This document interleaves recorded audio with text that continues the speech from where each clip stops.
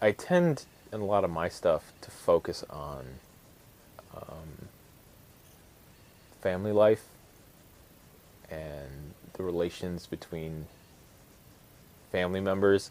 The crumbling of the ideal family life is something that, I grew up in the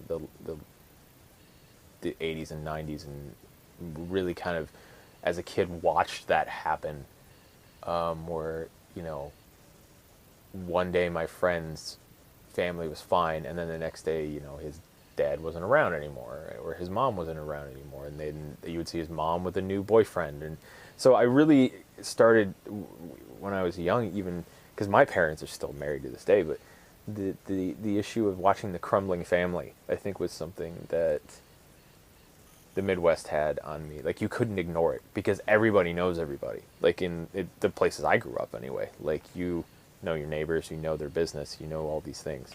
If you're talking about the kid, what does that do for his behavior? Why would that influence a decision that he made? Or does it?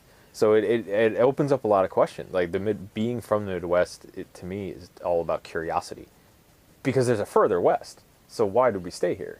you know, that's another question. What defines us? I don't really know how to answer that completely. But what I can say is, I think that constant curiosity of the Midwest, of looking for something else.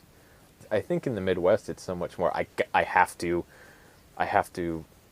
solve the problem. I have to be curious enough to solve the problem, and this will solve the problem, but maybe not. You know. So I think curiosity is what drives a lot of the Midwestern stuff.